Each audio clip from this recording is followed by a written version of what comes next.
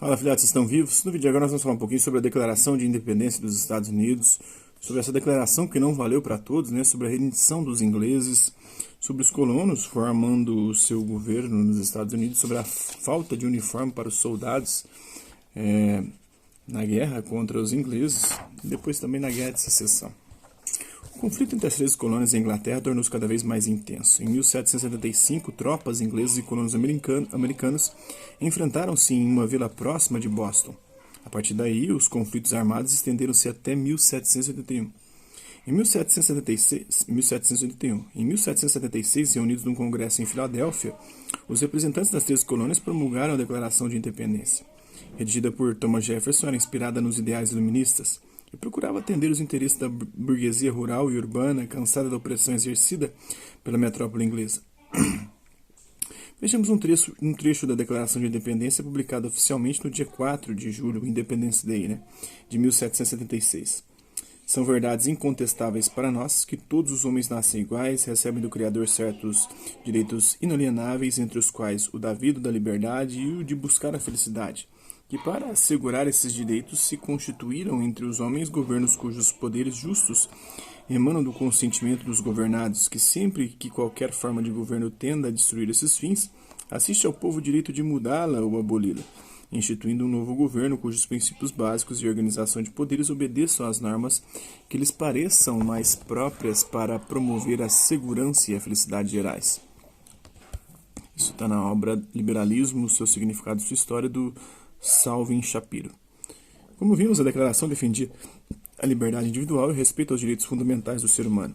No entanto, na prática, isso não ocorreu para todas as pessoas. As mulheres, por exemplo, continuavam sem o direito de votar, a escravidão foi mantida, o que seria um dos motivos para um conflito sangrento, a Guerra de Secessão entre 1861 e 1865, entre o Norte e o Sul. Uma vez iniciado o conflito com os ingleses, George Washington foi designado supremo comandante das forças militares revoltosas. As forças comandadas por Washington tiveram, no início, algumas vitórias. Logo em seguida, porém, importantes cidades caíram sob o domínio inglês. Na Europa, no entanto, formou-se um grande movimento de solidariedade à causa dos colonos norte-americanos. E por parte da França e da Espanha, interessados no enfraquecimento do Império Inglês, a solidariedade transformou-se em ajuda militar.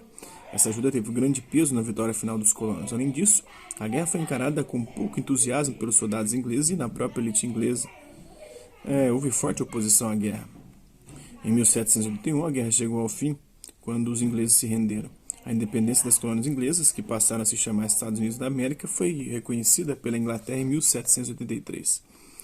Hoje, os Estados Unidos, contando com 50 estados, 51, com Porto Rico, se não me engano, possuem um vasto território que foi constituído entre os séculos XVIII e XIX, com a expansão para o oeste.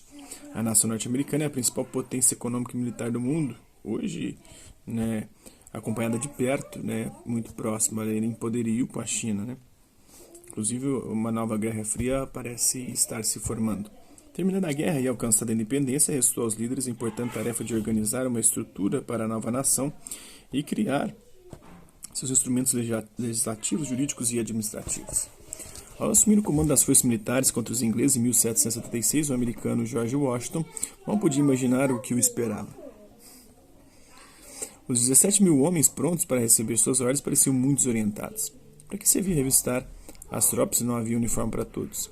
De que adiantava exigir desfile ou uma linha de ataque perfeita se a maior parte dos convocados ali presentes, mesmo os oficiais, não tinham a menor ideia do que era disciplina? Como George Washington poderia se impor, ele que era do sul, diante dos recrutas originários da Nova Inglaterra do Norte? Dentre todos os convocados, 5 mil foram declarados incapazes para o serviço militar. Muitos dos quais foram à guerra, morreram devido a doenças causadas pelas péssimas condições de higiene. Além disso, faltavam armas, pólvora, alimentos, roupas. Washington ficou tão desestimulado com a situação que chegou a escrever a um amigo sobre o quanto estava arrependido por ter aceito o posto de comandante. Aceitando o convite para assumir o comando militar, estou assinando a ruína de minha própria reputação, assim desabafou por escrito. Em 1777, porém, Washington obteve uma grande vitória na Batalha de Saratoga, em Nova York. Isso deu-lhe ânimo para continuar na luta pela formação de uma república americana presidencialista, a ponto de ser eleito em 1789 como o primeiro presidente dos Estados Unidos da América. está nas Crônicas da América, né, de Jacques Legrand. George Washington, quando era comandante das forças militares revoltosas. Logo de início, dois grupos defrontaram-se na realização dessa tarefa. Os republicanos, entre eles Thomas Jefferson, a favor de maior autonomia para os estados, e os federalistas, entre eles George Washington, a favor de um poder central forte, né, o unitarismo, né. A Constituição de 1787 representou um compromisso entre as duas tendências, do estatismo e outro mais do individualismo, né? Mas demorou 3 anos para que fosse aceita por todas as ex-colônias. Essa Constituição, ainda em vigor hoje, acrescida de algumas emendas, estabeleceu a separação e o equilíbrio entre os 3 poderes. O Poder Legislativo, o Congresso, constituído de Senado e Câmara dos Representantes, né? O Poder Legislativo bicameral, o Poder Executivo, um presidente eleito mediante voto indireto por 4 anos, Poder Judiciário, uma Corte Suprema e Cortes Secundárias, tantas quantas o Congresso julgasse necessárias. Com relação aos estados, a Constituição garantiu a autonomia regional, desde que não entrasse em choque com a soberania nacional e a Constituição. A Constituição norte-americana de 1787, muito influenciada pelas ideias iluministas, serviu de estímulo à Revolução Francesa e ao movimento de libertação das colônias latino-americanas. No Brasil, a guerra pela independência norte-americana estimulou diversos movimentos pela independência, como a Inconfidência Mineira. George Washington, tem uma imagem dele aqui em pé, no plano superior, entre os representantes do Senado, presidindo a convenção que aprovou a Constituição de 1787 nos Estados Unidos. Então é isso aí, espero que vocês tenham gostado do vídeo. Quem curtiu, dá um like, não curtiu, dá um dislike. Hasta la vista, babies, até a próxima.